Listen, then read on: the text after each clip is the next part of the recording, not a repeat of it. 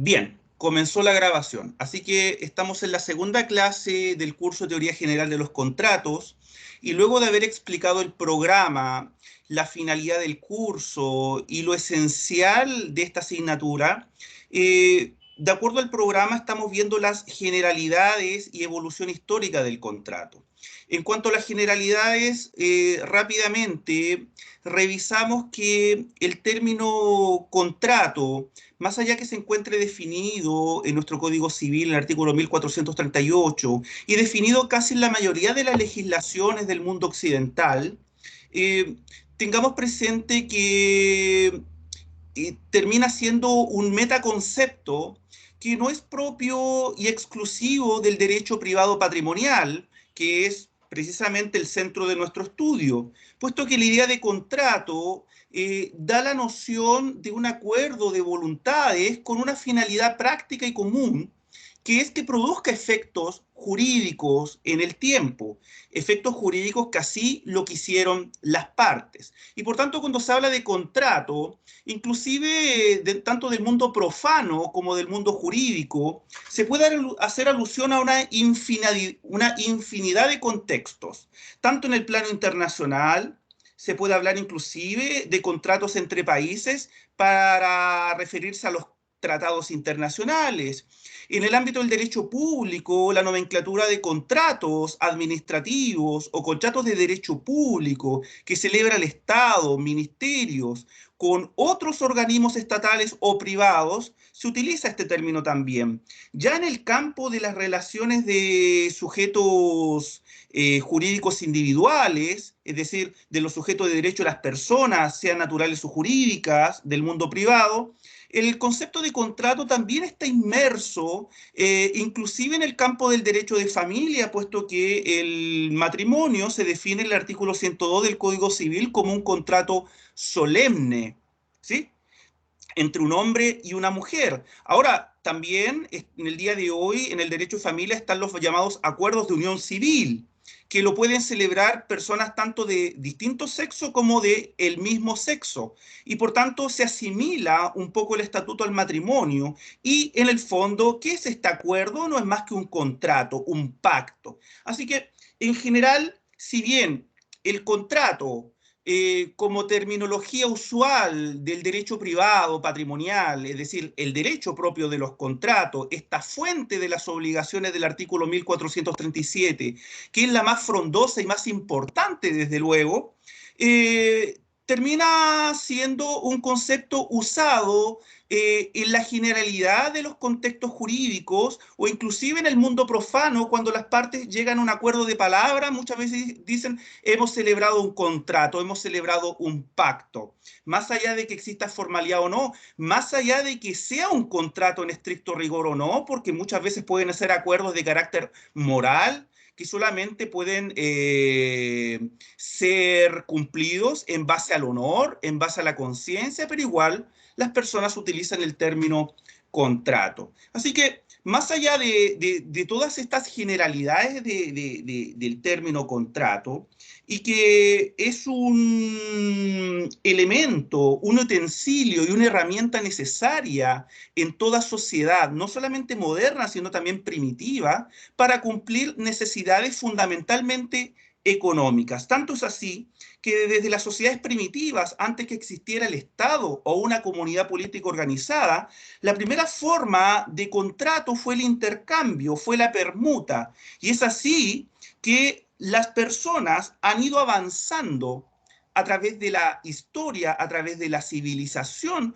utilizando entonces esta herramienta que se fue básicamente afinando, complejizando de acuerdo a las propias necesidades de una comunidad organizada. Tanto es así que en el día de hoy, también lo podemos ver en la historia del siglo XX y más atrás, que todos los sistemas y regímenes políticos ven la necesidad de contemplar el contrato como una fuente de las obligaciones, tanto en el ámbito privado como público, y no se pueden abstraer de ellas, aun cuando existen regímenes que en principio uno diría no tendrían nada que ver con la contratación o la vida económica privada, en fin, regímenes de planificación central, regímenes totalitarios, inclusive, tanto en el ámbito comunista o también mucho más extremos, no pueden negar la importancia entonces de la existencia del contrato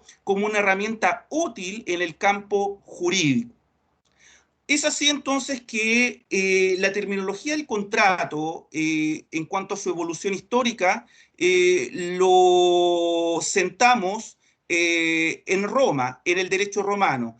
Para no ir más atrás, por supuesto, el derecho romano viene siendo entonces el punto de partida de nuestra tradición jurídica occidental. Y es por ello entonces que en Roma el término contrato aludía a la voz contractus, que no es más que la sustantivización de un verbo muy particular, que es el verbo contraere, contraere, que básicamente significa unir, que básicamente significa lo contraído, a lo cual yo me encuentro obligado. Entonces, en virtud del contractus, yo vengo a establecer un nexum, un vinculum iuris. Y es por eso entonces que la voz contrato en Roma no aludía necesariamente a la idea de acuerdo de voluntades. Esto estaba presente, inclusive de forma implícita, pero lo más importante significaba a qué se obligaban las partes una vez celebrado un determinado contractus, que era básicamente el origen de lo que contraía una persona para dar, hacer o no hacer frente a la otra. Recapitulando también, la voz contrato en Roma estaba lejos de ser una noción genérica, estaba lejos de ser una noción universal o abstracta, aplicable a todo negocio. Todo lo contrario, la palabra contractus finalmente estaba reducida a determinados contextos, ¿sí?, y circunstancias específicas de las relaciones jurídicas comerciales o no comerciales entre los romanos y posteriormente entre romanos y extranjeros. Así, entonces, esta evolución, ¿cierto?, de la palabra contrato fue casuística. Y esto ayudó inclusive ya en el derecho romano preclásico y clásico con la ayuda del pretor, en el fondo con la ayuda del pretor y con los edictos del pretor, y más todavía con el pretor peregrino que estableció relaciones entre extranjeros y ciudadanos romanos, donde las categorías comenzaron a diversificarse. Y es aquí, en la diversificación de estas categorías, es que nos quedamos nosotros. En un principio, el derecho romano arcaico solamente conocía los contractus que eran de carácter solemne, que por esencia en Roma el contrato en general constituía un acto ritual, un acto de carácter solemne. Y es aquí que quiero compartir con ustedes un PowerPoint que tengo más o menos para entregarle de forma quizás más clara, detallada o esquemática esta visión y clasificación del contrato que existía en Roma. Así que voy a compartir en este momento con ustedes la pantalla y el documento en particular.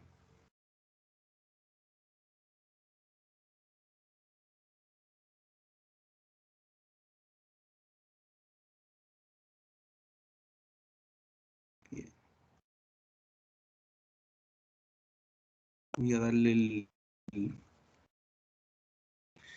Bien, espero que todos puedan ver en estos momentos la exposición. ¿Pueden ver todos el PowerPoint? Sí, profesor. Bien. Sí, profesor. Marta también lo Bien. veo. Genial. Entonces, si ustedes lo ven, significa que todos lo vemos. Así que vamos a comenzar con la teoría general de los contratos, principalmente en Roma. Ya habíamos dicho que las fuentes de las obligaciones que conocemos en el día de hoy, particularmente provienen en parte de esta clasificación que el jurista Gallo estableció en sus instituciones, que las fuentes de las obligaciones provenían precisamente o del contrato o del delito. Más allá de toda la evolución que tuvo esto, su interpretación por los canonistas y los glosadores y posglosadores hasta el día de hoy y la influencia francesa, sabemos que nosotros tenemos 5 fuentes entonces de las obligaciones. Aquí, en general, lo que quiero indicar es que están también incluidos los pactos que en Roma, ¿cierto? Vamos a ver que con la evolución, en principio no generaban obligaciones, pero luego con la necesidad práctica y la utilidad de estos pactos, sí el pretor comenzó a entregar acciones, ¿cierto? Para poder hacer exigibles las prestaciones que contenían estos pactos. Así que, en general, esta clasificación la hago yo de forma práctica, porque no es que estuviese esta clasificación ya en Roma, pero del punto de vista pedagógico podemos ver todas las fuentes que podemos extraer del derecho romano, ¿cierto? Para el nacimiento de las obligaciones. Pero nos vamos a centrar, por supuesto, en los contratos, que es lo que nos importa en el momento de hoy. Como ya se dijo, en Roma no existía una noción amplia, genérica, amplia, de la voz contractus. Y es así que los juristas comenzaron a sentar la idea desde un comienzo en que no existe contrato ni obligación que no tenga en sí una convención. O sea, no hay contrato ni obligación que no contengan en sí una convención. Esto es el sentido implícito de lo que está detrás de todo contrato, porque finalmente existe una convención, un acuerdo, a lo menos implícito, pero que si bien no es lo más redundante para la exigibilidad y la eficacia del contrato, como ya se había dicho anteriormente. La palabra convención viene del verbo convenire. Y básicamente, en el derecho romano, convención era sinónimo de convenio o de pacto. Esto de por sí no generaba, ¿cierto?, el término, o no llegábamos inmediatamente al término contractus. ¿Por qué? Porque el propio Ulpiano indica que nuda pactio obligationes non pari. O sea, básicamente, la idea de Ulpiano es que el nudum pactum obligaciones non pari. ¿Qué quiere decir esto? Que el simple pacto, el simple acuerdo, ¿sí? La simple convención, básicamente la simple palabra, no generaba y no producía obligación civil. Y cuando hablo de obligación civil, ténganlo bien claro cuando estudiamos el semestre pasado la diferencia entre una obligación civil y una obligación natural, desde el criterio de la eficacia. Es decir, no generaba obligaciones de carácter exigibles. Por tanto, la expresión nuda pactio obligaciones non parit viene a ser básicamente un postulado respetado, ¿cierto?, y seguido por muchas centurias en el derecho romano. Así que la definición de contrato era una definición muy casuística. Por tanto, como ya se indicó, contractus proviene entonces del verbo contraere.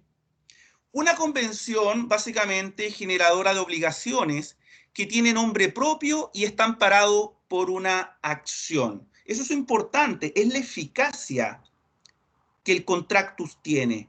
Básicamente, en el ámbito casuístico, cuando ya cumple todos los requisitos para ser denominado toda convención como contractus, genera una acción.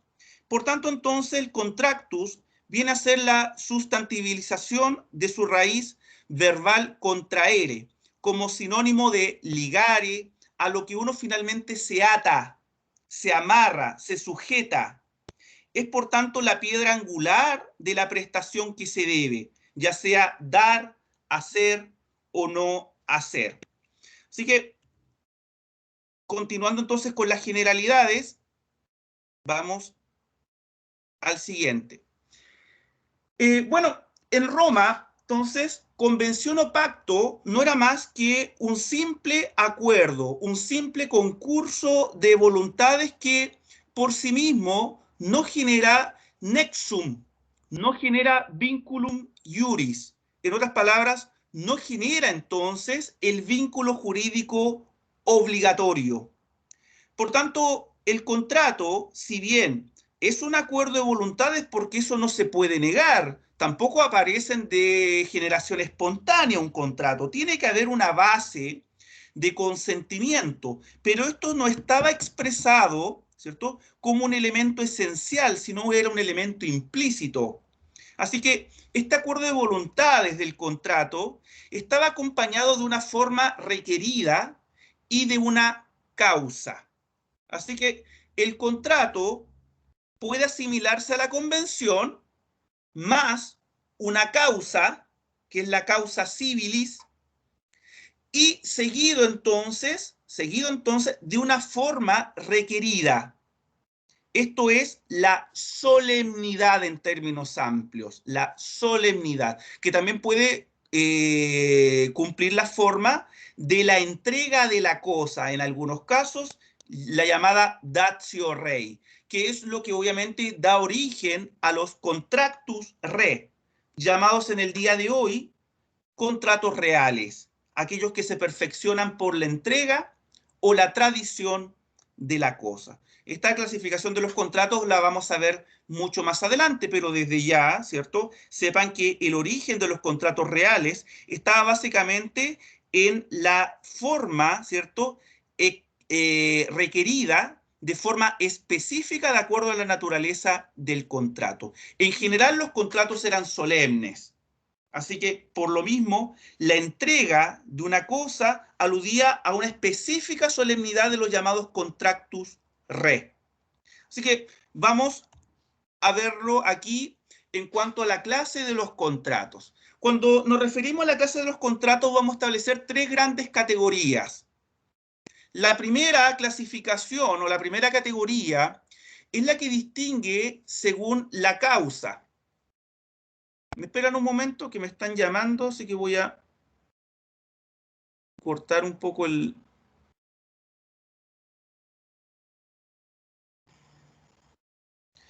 Tengo una suerte yo porque cuando tengo la clase, llamadas, mensajes, avisos de mensajes privados por Teams, en general yo digo si cuando le envíen un mensaje privado a un profesor, vean primero en el horario si está en clase o no, porque eso también distrae.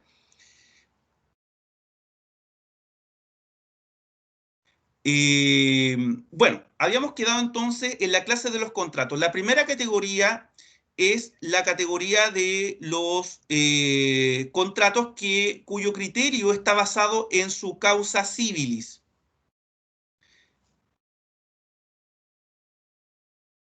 Aquí tenemos entonces en primer lugar los llamados contractus verbis, contractus literis, contractus re y contractus consensus.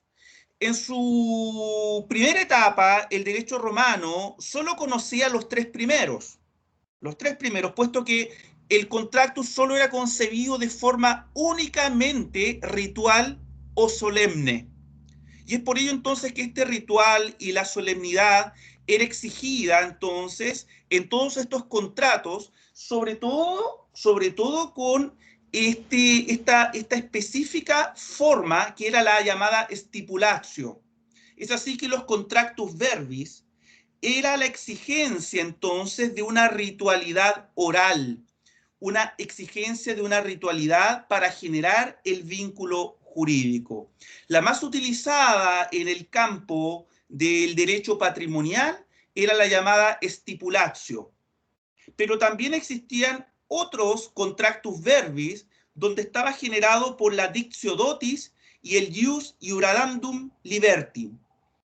Y es por ello entonces que lo vamos a ver a continuación de forma más específica, pero quedémonos por el momento que la primera de estos contractus que se distinguían según su causa civilis eran los llamados contractus verbis, eminentemente formal, eminentemente solemne, eminentemente sacro y ritual. Y por ello entonces, en segundo lugar, tenemos los contractus literis, que alude básicamente a la escrituración. Por tanto, deben realizarse por escrito. Es la llamada transcripción. Esto es importante porque la mayoría de estos contractus literis que se daban sobre todo en el ámbito mercantil es lo que finalmente evoluciona sobre todo en la Edad Media para generar los llamados registros de comercio, los registros mercantiles, que en el día de hoy, por ejemplo, no podemos hablar, por ejemplo, de el conservador de comercio, que también existe entonces ahí un registro específico de los negocios, ¿cierto?, celebrados en el ámbito mercantil, con el objeto de dar, por supuesto, publicidad, ¿cierto?, solemnidad, ¿cierto?, y configurar también una prueba de las obligaciones que nacen. Así que fue bien importante en el desarrollo del comercio los contractus literis. En tercer lugar, tenemos los contractus re. Básicamente, a lo que ya había hecho alusión, se trataba o se caracterizaban por la entrega de la cosa. Y por tanto, es lo que en el día de hoy llamamos contratos reales. La datio rei, básicamente estaba la causa civilis. ¿Por qué se obligaba a una persona a restituir? ¿Por qué? En base a que recibió una cosa con cargo a ser devuelta, con cargo a ser restituida. Y es por ello que la causa civilis en los contractus re está dado precisamente por la entrega o tradición de la cosa. Y es por ello entonces que tenemos la prenda, el depósito, el comodato y el mutuo principalmente, que tiene una naturaleza muy particular porque es el único contrato, siendo un contrato real, en que el deudor se obliga a restituir una cosa distinta de la que recibió, porque la cosa que recibió en cuanto a su naturaleza o era una cosa fungible o era una cosa consumible. En términos claros, era una cosa genérica, no era una especie o cuerpo cierto. Entonces, los contratos reales, el único obligado entonces es el que se encuentra en la necesidad jurídica de restituir, de devolver. Pues bien, estos tres tipos de contratos son eminentemente solemnes y rituales, y eran los únicos que se conocían en sus inicios en el derecho romano arcaico. Sin perjuicio de ello, por la acción del pretor, principalmente, se dio lugar a los llamados contractus consensus, que en principio no son contratos solemnes, y aquí se marca la diferencia porque si bien el consenso y la voluntad siempre estaba presente, pero de forma implícita, de una forma secundaria, en los tres tipos de contratos que ya vimos, en los contractus consensus es el mero acuerdo de las partes el que da origen entonces a la obligación. Y por tanto entonces de un contexto o lugar implícito viene entonces a ser visible la voluntad, el consentimiento, el concurso entonces del asentimiento de cada una de las partes. Ahora, los contractus consensus fueron únicamente restringidos, ¿cierto?, a 4 tipos de contratos: la compraventa, el arrendamiento, la sociedad y el mandato, que son de una utilidad práctica enorme. Aquí ya estamos básicamente en el derecho romano preclásico y obviamente su mayor consagración obviamente se dio dentro del derecho romano clásico. Por tanto, posteriormente entonces surge esta categoría de contractus consensus. Espero que haya quedado bastante clara este primer acercamiento y esta primera categoría, porque la segunda categoría es la que distingue según el tipo de acciones que los protegen. Según el tipo de acciones que los protegen. Vamos a hablar entonces de los contratos de derecho estricto. Aquí las partes se atienen a lo estrictamente estipulado. Un ejemplo, por ejemplo, puede ser el mutuo. Aquí las partes se atienen entonces en base a lo estipulado en la propia estipulatio, en las palabras sacramentales, ¿cierto? O en la transcripción, ¿sí? Y por qué no también cuando el contrato, por su naturaleza, ¿cierto?, se necesitaba la entrega de la cosa para que naciera y se perfeccionara, pues bien, también nos vamos a tener a todo aquello entonces que el contrato estrictamente estipulaba. En cambio, tenemos los contratos de buena fe. En estos casos, el acreedor no solo podrá exigir lo prometido, sino también todo aquello que sea exigible según la buena fe, con arreglo a las circunstancias del caso concreto. Esta es una categoría un poco más amplia. Y si ustedes se dan cuenta, en nuestro Código Civil, el artículo 1546 del Código Civil, ¿alguien puede leerme el artículo 1546 del Código Civil? Para hacer inmediatamente una relación, ¿cierto?, con nuestro derecho actual.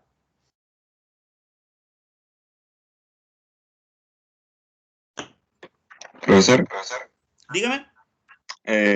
artículo 1546.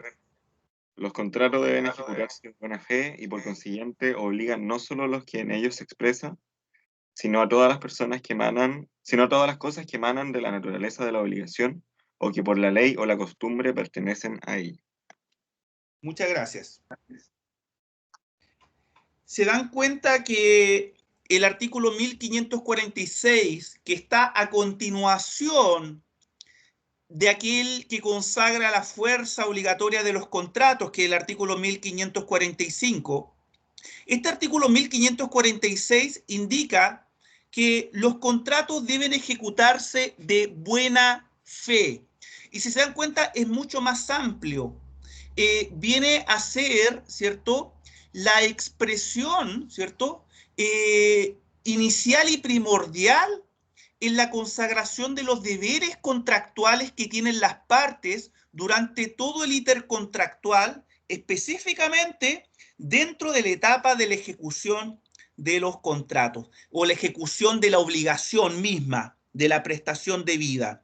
Y por tanto, entonces, en estos contratos no solamente se podrá exigir en base al deber de cumplimiento únicamente lo estipulado, sino también todo aquello que sea exigible conforme a la buena fe, conforme a las circunstancias, de acuerdo a la naturaleza, de acuerdo a la costumbre. Todo entonces lo concomitante al contrato también entonces genera una acción para el acreedor.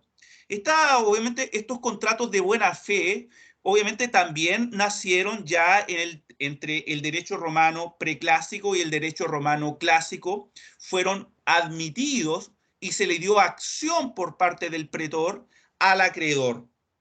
Así que es un buen ejercicio entonces de ir viendo, ¿cierto?, la evolución del derecho romano. Tengan en cuenta que cuando uno habla del derecho romano y hace alusión al derecho romano, y ustedes cuando estudiaron derecho romano pudieron constatar, ¿cierto?, que todas estas categorías jurídicas que conocemos en el día de hoy, da la impresión de que a un jurista se le ocurrió, le escribió y la hizo popular y todos lo siguieron de acuerdo a su autoritas. Cuestión que en parte es verdad, pero simplemente es una simplificación, no es más que una simplificación de toda una evolución bastante compleja.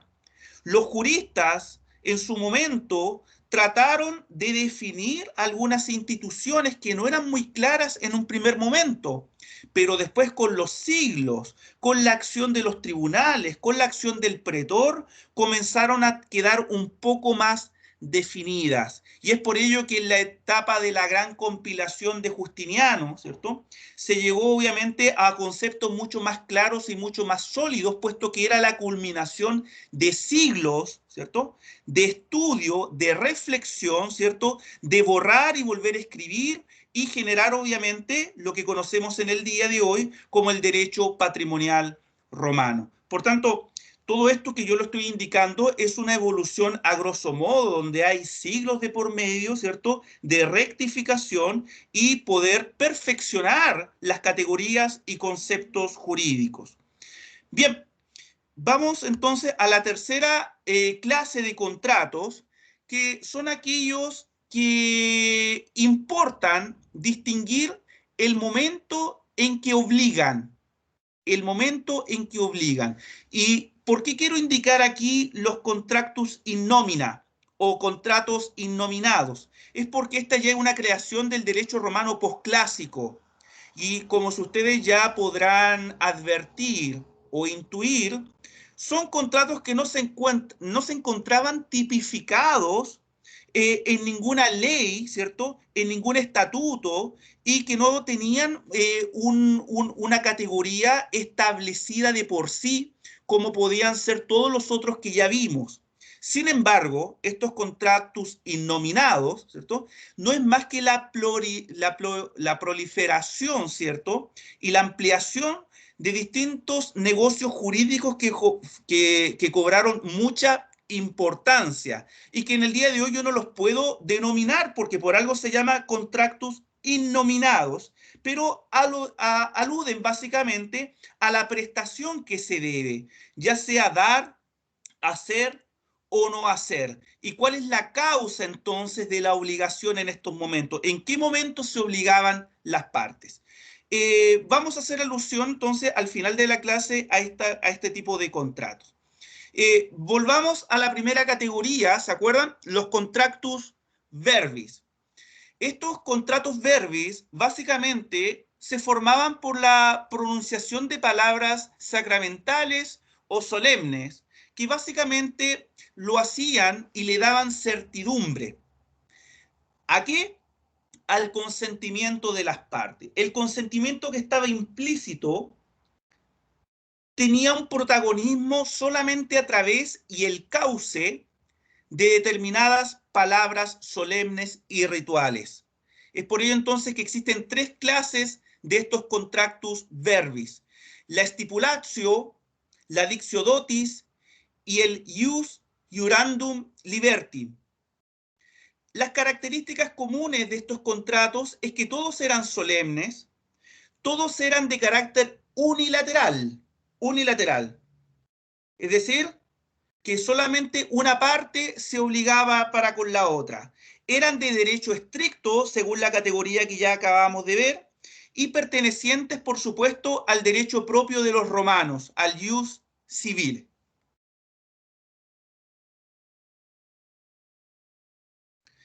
En particular, entonces, la stipulatio quedaba perfeccionada cuando una persona, asumiendo el rol de acreedor, interrogaba a otra sobre si quería celebrar con él un contrato.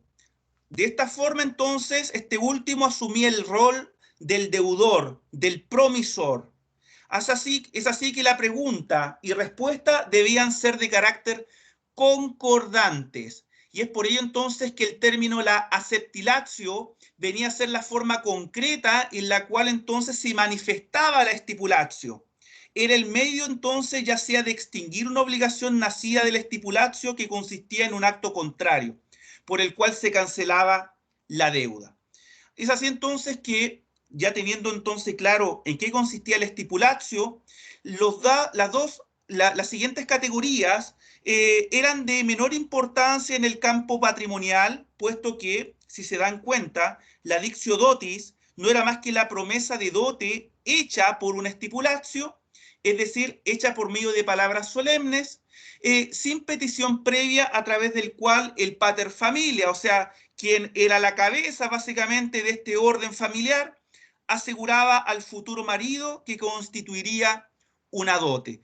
Esto entonces estaba entregado al campo del derecho de familia, pero que tenía incidencia en el campo patrimonial, puesto que se refería a la dote, ¿sí? Es decir, a este conjunto de bienes entonces que se entregaba. ¿Para efectos de qué? Pues bien, para efecto entonces del matrimonio. Y la última categoría entonces se refiere al juramento que solía prestar el liberto antes de la manumisión y que básicamente que renovaba después al engendrar el primero solamente una obligación de tipo religioso y no civil. Por tanto, aquí tenía ya un carácter más que solemne, era un carácter sacro y ritual. Así que los contractus verbis ¿cierto?, en términos generales, tenía una mayor aplicación en base a la estipulatio y una menor aplicación en el campo del derecho de familia y el derecho de la esclavitud, en este caso, con la dictio dotis y el ius iurandum libertim. Veamos los contractus literis. En esta categoría, entonces, viene a agrupar a todos aquellos que se perfeccionan básicamente por la llamada escrituración o transcripción. Solo quedaban concluidos mediante inscripciones o asientos labrados en registros o códex que llevaban los ciudadanos. Sobre todo en el campo del derecho mercantil y los que se dedican al comercio, entonces es el origen entonces a los registros y los libros de comercio.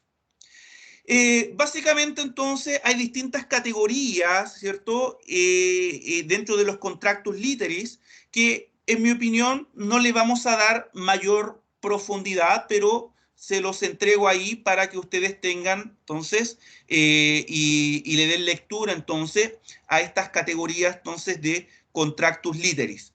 En general, como vuelvo a decir, tenían una aplicación sobre todo en el campo del derecho mercantil, o más que el derecho mercantil, porque no existía derecho mercantil, eran las relaciones mercantiles.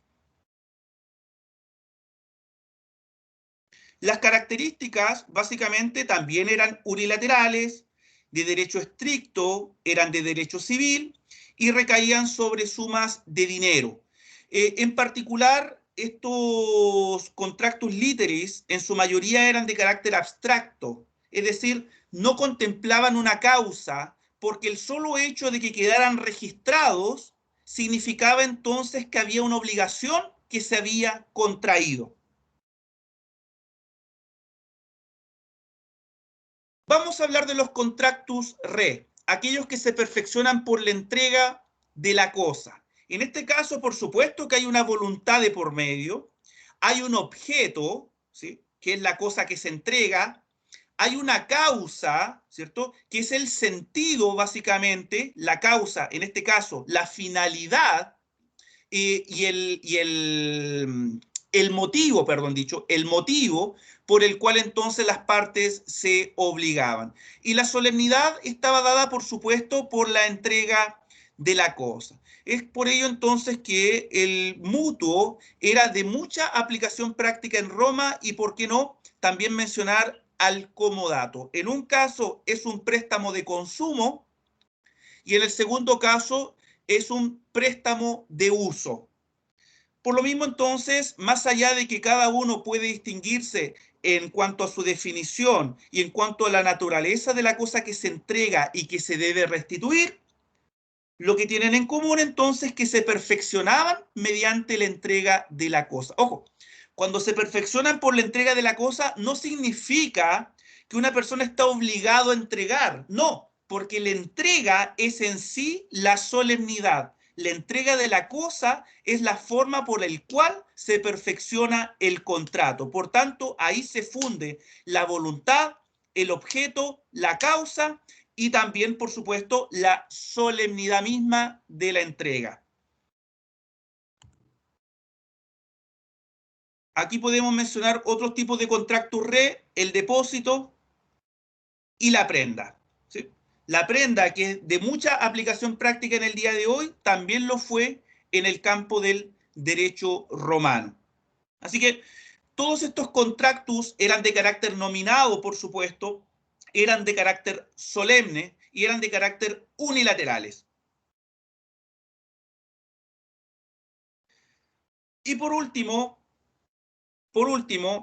en esta última categoría que distinguía según la causa civilis, tenemos los contractus consensus, que obviamente son de una evolución, ¿cierto?, y una aparición posterior a los anteriores.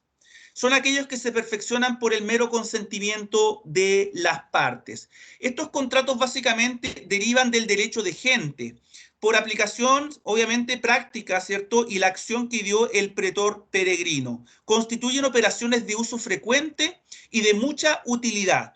Es por eso entonces que el derecho civil no exige para su perfección formalidad especial alguna más que la simple convención.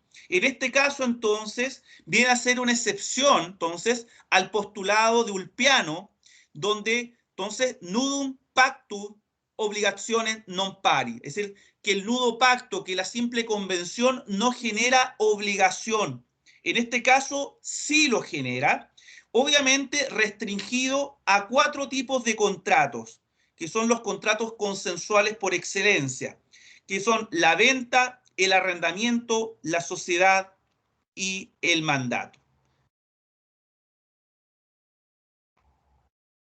Bien, como ya se explicó la primera categoría, según la causa, la segunda categoría, ¿cierto? Si eran de derecho estricto o de buena fe, en particular aquí vamos a hacer alusión, ¿cierto? Como tercera categoría a los contractus in nomina, es decir, los contratos innominados, donde su aparición en las fuentes son de la época posclásica y ya justinianea, en la época de la compilación, aparece esta categoría de los llamados contratos innominados, donde básicamente las partes acuerdan prestaciones de carácter recíprocos. Se están dando cuenta que con los contratos innominados, recién en Roma, comienza a surgir la categoría de los contratos bilaterales, donde las prestaciones son recíprocas. Es decir, yo me obligo en razón, ¿cierto?, de la obligación que tiene el otro para conmigo. Y es por ello, por ejemplo, en el día de hoy, en los típicos contratos bilaterales, la causa de la obligación de una parte está dada por el objeto de la obligación de la contraparte. Es así entonces que la categoría de los contratos bilaterales, donde las obligaciones son recíprocas, ¿cierto?, tiene una particularidad en estos contratos innominados, porque no hacen surgir la obligación de cumplir hasta que una parte no cumpla. A ver, tiene ahí un... Voy a corregir el que hay una pequeña, un pequeño error. Ya, está corregido. Bien, entonces, este contrato que nace ya en la época posclásica, en el periodo justinianeo, viene a establecer esta categoría de contratos que no tenían una denominación específica como todos los otros que había mencionado, y establecen obligaciones recíprocas, es decir, son contratos bilaterales. Ahora, lo importante y lo que también caracteriza a estos contratos es que no hacen surgir la obligación de cumplir para una parte hasta que la otra no cumpla. Por tanto, ¿en qué momento entonces se genera el nexum? ¿Al momento de perfeccionarse el contrato? No. El nexum recién se genera cuando en estas obligaciones recíprocas una de las partes cumple. Si una de las partes cumple con la prestación, significa entonces que la contraparte también se encuentra obligada a cumplir con la suya. Así que no es tanto el acuerdo como la ejecución de lo convenido por uno de los contratantes lo que realmente autoriza entonces a la exigibilidad del contrato, a la exigibilidad de la prestación debida. Los casos que entran entonces en estas categorías básicamente son 4, pero estas 4 categorías básicamente tienen una aplicación práctica de carácter genérico, ¿sí? Básicamente la expresión do des significa yo doy para que me des. Do facia, Profesor, ¿sí? disculpe, no se ve la imagen. No se ve O la sea, el imagen. PPT. Ya. Vamos de nuevo.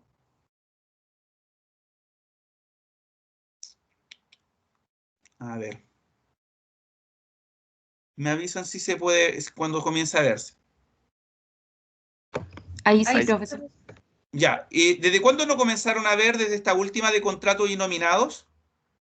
Desde Cuando que lo hizo corrigió la la palabra. corrección. Ah, perfecto, ya. Por lo menos entonces seguimos en esta misma. Bien, por último entonces, los casos que entran en esta categoría son 4. Pero de estos 4 tienen una aplicación general e innominada, atípica. Por tanto, pueden entrar diversas relaciones jurídicas de carácter patrimonial. Por tanto, tenemos la primera, do udes. Do udes significa yo doy para que me des. Luego tenemos do ufacias, significa que yo doy para que tú hagas. Tenemos facio udes, yo hago para que tú me des. Y por último tenemos facio ufacias, yo hago para que tú hagas. Si se dan cuenta, estas 4 categorías no es más que el contenido de toda prestación, como lo pueden ver en el artículo 1438, que define el contrato en nuestro Código Civil. ¿A qué se obliga una parte para con otra? A dar, hacer o no hacer. Lo que sí importa aquí es que en estos contratos in nomina son de carácter bilateral, es decir, obligaciones de carácter recíproco. ¿Y en qué momento entonces nace el nexum, el vinculum iuris? Desde el momento en que una de las partes ejecuta o cumple con su prestación. En ese momento entonces la contraparte se encuentra obligada a cumplir con la suya, a ejecutar, ¿cierto?, su prestación debida, que podrá ser de dar, hacer o no hacer. Entonces, en términos generales, reitero, do udes, do ufacias, facio udes, facio ufacias. Es decir, yo doy para que me des, yo doy para que tú hagas, yo hago para que tú des, o yo hago para que tú hagas. ¿Quedó claro este punto?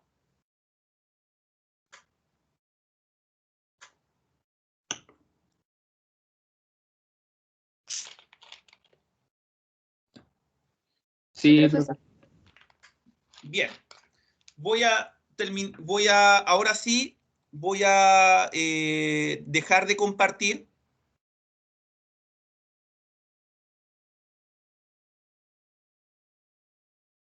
Bien, volvamos entonces a la reunión actual. Ya. Me imagino que ahora ya no ven el PowerPoint en la pantalla y solo me ven a mí. Sí, profesor. Ya. Muchas gracias, que yo lo estoy constantemente preguntando para también saber qué están viendo ustedes. Así que tiene esa finalidad. Así que gracias por la respuesta. Pues bien, creo que hemos visto el desarrollo y la evolución, ¿cierto?, de las categorías contractuales en Roma, que ya se dieron cuenta que no existe un concepto genérico único que englobe básicamente toda la relación contractual como lo conocemos en el día de hoy. Así que básicamente el derecho romano, en el derecho romano, la denominación, el término contractus, esa era una categoría eminentemente solemne y solamente de forma excepcional quedaba reducida, obviamente, a una relación jurídica que nacía por el mero consenso, por el mero acuerdo de voluntades. Es así que la formación histórica del concepto moderno de contrato que manejamos en el día de hoy, que en toda definición no está puesto el acento en ninguna solemnidad, en ningún requisito que no sea el acuerdo de voluntades entre las partes con la finalidad de producir efectos jurídicos, es decir, que nazcan derechos y obligaciones para las partes. Este concepto que manejamos en el día de hoy fue de una lenta evolución. Y básicamente esta evolución, en mi opinión, creo que obedece a tres importantes factores.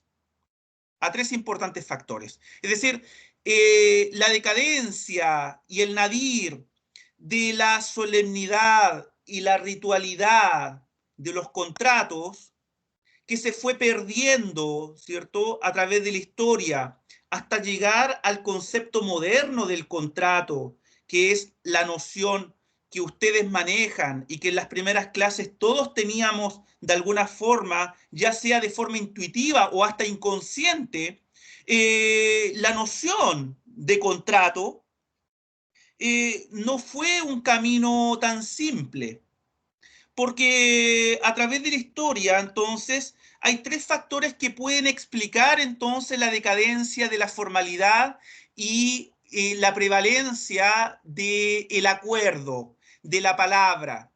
El primero de ellos creo que está dada por la doctrina y la tradición del cristianismo. La doctrina y la tradición cristiana. Sobre todo, entonces, me refiero al pensamiento de la doctrina del derecho canónico, cimentada, ¿cierto?, y consagrada, ¿cierto?, una vez que el Imperio Romano de Occidente, entonces, tiene su caída y da origen al medioevo, sobre todo en esta época, es el derecho canónico, principalmente dada por la patrística inicial y luego por la escolástica, liderado por Santo Tomás de Aquino, dieron lugar entonces a esta corriente de los llamados canonistas, que se encontraban finalmente ligados al estudio del derecho, pero sobre todo abocados entonces al derecho romano, pero de tradición romana justinianea, pero que no estaban tan ligados entonces a esta tradición estrictamente formal propia que hemos visto. Es así que la doctrina canónica se encuentra además muy condicionada por una serie de dimensiones que son de carácter ética y religiosas, que imponen básicamente a las personas que vienen a celebrar un contrato un deber que va más allá de un deber jurídico, sino se refiere a un deber de fidelidad, a un deber de veracidad, es decir, el honor de cumplir la palabra dada estaba en un mayor relieve, estaba puesto con un acento muy especial, porque la doctrina religiosa, la doctrina del derecho canónico, influenciado por la iglesia cristiana, le daba mayor valor entonces a la verdad. Y cuando hablamos de la verdad, ¿cierto?, nos referimos entonces a la verdad, ¿cierto?, que enseñaba, ¿cierto?, Jesús en las Escrituras. Básicamente Jesús decía, yo soy el camino, la verdad y la vida. Por tanto, el concepto de la verdad, de no mentir, le dieron entonces una preponderancia suprema. Y es por ello entonces que cuando las partes celebran un contrato, no obstante obligarse por el vinculum iuris, se encuentran sobre todo obligados, ¿cierto?, en su conciencia por la tradición y la religión cristiana. Por tanto, no cumplir un contrato significa o equivale a mentir, equivale a ser desleal con la contraparte. Y si mentir y ser desleal y no cumplir con la palabra dada y el honor del pacto, significaba entonces un engaño, una mentira. En otras palabras, un pecado. ¿Y cuál obviamente es la sanción del pecado? Es mucho más fuerte que la sanción de no cumplir un contrato. Porque si uno no cumple un contrato, como mucho va a ser compelido a su cumplimiento por la fuerza. Pero si alguien no cumple el contrato en base al engaño la mentira y la deslealtad, el castigo que le espera es mucho peor, porque básicamente es la condenación del alma, es la condenación al fuego eterno, es la condenación entonces al averno y por supuesto la posibilidad de ser excomulgado de la iglesia. Y es por ello entonces que en la Suma Teológica de Santo Tomás de Aquino se enuncia el principio de la mendacium, es quis non cumpliat quod promisit. Es decir, el faltar una promesa es un engaño, una mentira y por consiguiente una falta ante Dios, un pecado. La doctrina canónica básicamente medieval trata por ello de encontrar medios idóneos con el fin de reprimir el pecado por aquellos que no mantienen sus pactos y sus promesas. Se dan cuenta entonces que esta es la primera aproximación que la Iglesia cristiana da, en que lo preponderante está en el acuerdo, porque el acuerdo simboliza que una persona está hablando con la verdad, está siendo leal frente al otro. Y si no cumple, ojalá sea por causas externas o por fuerza mayor, pero no sea que no cumpla por su propia dejación, por su propia culpa o por su propia mala intención, porque no solamente va a tener ganado una sanción de carácter civil, sino que lo espera una sanción y una condena eterna.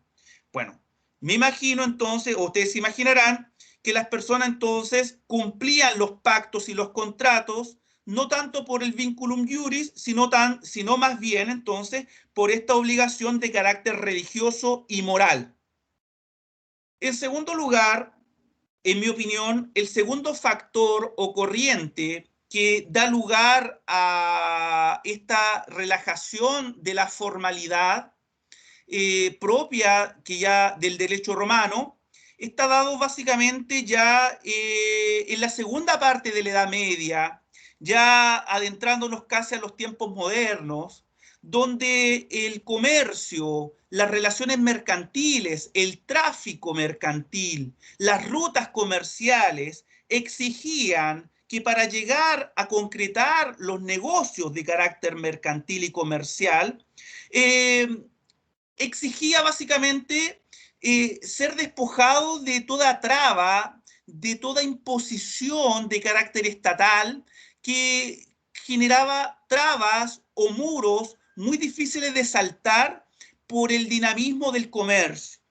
Y es por ello entonces que el comercio viene a ser un segundo factor importante en que los acuerdos, ¿cierto?, se imponían, los acuerdos de buena fe, porque finalmente si un comerciante no cumplía con su palabra, la sanción no solamente era de carácter jurídico, también tenía una sanción de carácter social en el ámbito mercantil, porque se podían hacer de mala fama. Y un comerciante que se hace de mala fama entra en una lista negra y significa su ruina, su posible bancarrota y desaparecer básicamente de su actividad. Es por ello entonces que los comerciantes, ¿qué era lo que básicamente, ¿cierto?, promulgaban? Era básicamente que no querían trabas en el ámbito del comercio, solamente querían celebrar contratos, ¿cierto?, con la sola palabra, ¿cierto? Y los contratos que se mantenían con sus socios comerciales, ¿cierto?, que ya eran de buena fe, permitía entonces relajar todos estos formalismos. Es así entonces que los mercantilistas, sobre todo los fisiócratas, en la época básicamente del surgimiento y el desarrollo del mercantilismo, pregonaban entonces esta famosa frase laissez-faire, laissez-passer, básicamente que nos dejen hacer, nos dejen llegar a relaciones jurídicas de forma mucho más simple, porque el derecho mercantil, si hay una nota distintiva con el derecho civil, que es un derecho mucho más dinámico, es un derecho mucho más ágil, es un derecho que se acomoda constantemente a las circunstancias y a la evolución propia del tráfico. Es así entonces que la idea entonces de la flexibilidad de las viejas formas y de los esquemas civiles generó entonces toda una elaboración doctrinal y sobre todo jurisprudencial de las instituciones del tráfico mercantil. Y por lo mismo entonces dio origen entonces a lo que en el día de hoy se llama la llamada lex mercatoria, los principios del derecho mercantil. Y no hablo de un derecho mercantil nacional, sino de un derecho mercantil de carácter internacional. En el día la lex mercatoria está fundada básicamente por los principios de la contratación comercial internacional. Por ejemplo, ustedes han oído hablar, por ejemplo, de la Convención de Viena de 1980, esta convención que regula básicamente el contrato de comercio internacional de mercaderías.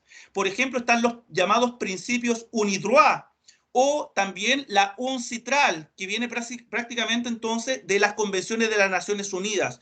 Todas estas normas, que algunas son de derecho estricto y otras son de soft law, viene entonces a constituir lo que en el día de hoy se llama entonces la nueva lex mercatoria. Lex mercatoria entonces que nació con estas ideas entonces del derecho mercantil a fines de la Edad Media y comienzo entonces de la Edad Moderna, con esta idea del laissez-faire, laissez-passer, que generó entonces tanto una doctrina privada mercantil, una doctrina que también fue tomada por los tribunales de justicia. Y en el día de hoy sabemos que el derecho de comercio tiene una forma distinta de interpretar los contratos al derecho civil, tiene una forma distinta de probar los contratos y las obligaciones frente al derecho civil.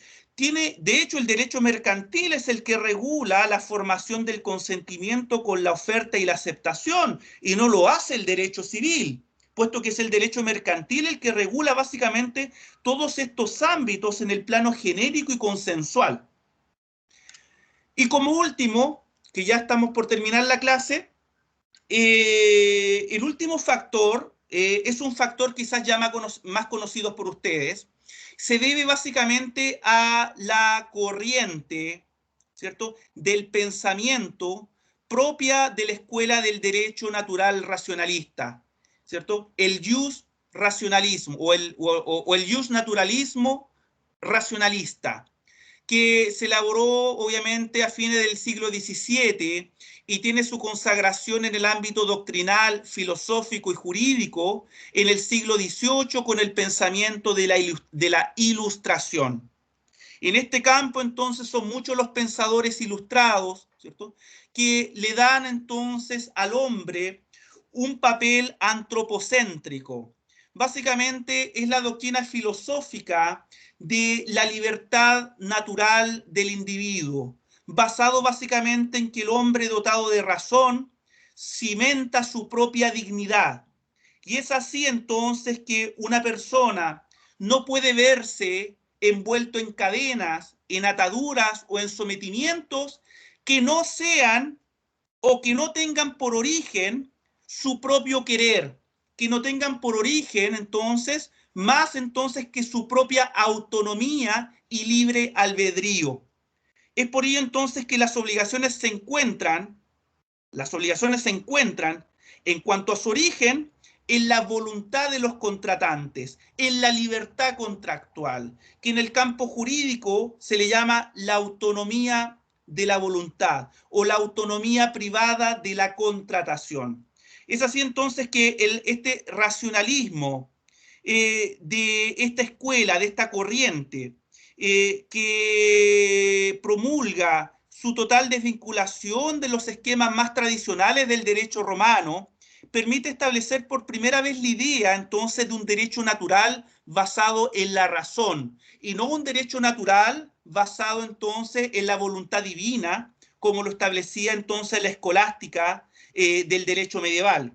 Al mismo tiempo, se podrá formular entonces un nuevo sistema contractual fundado en una concepción unitaria que es la que manejamos en el día de hoy, una concepción unitaria del contrato, es decir, un acuerdo de voluntades. O sea, el contrato no es más que una convención. El contrato es un acto jurídico bilateral. Es la manifestación y el concurso real de las voluntades de dos partes que quieren entonces producir efectos jurídicos queridos por esta. Esto es entonces derechos y obligaciones. Derechos y obligaciones para satisfacer sus necesidades prácticas. Y es por lo mismo entonces que la escuela entonces del derecho racionalista, sobre todo por Pufendorf, Hugo Grozio y todos los demás que vienen a desarrollarlo, sobre todo en el periodo de la Ilustración del siglo XVIII, no es ajena entonces la formación del concepto moderno del contrato y la idea entonces de pacta sunt servanda, que lo pactado, lo contratado obliga. Pacta sunt servanda, principio propio del derecho internacional, que los tratados obligan, que la palabra dada obliga. ¿En virtud de qué? En virtud de la libertad natural de los individuos, en base a su razón, y es lo que le da dignidad. Y por tanto no existen más cadenas para el hombre, no existe otra fuente que genere una obligación para una persona libre que no sea entonces su propio querer.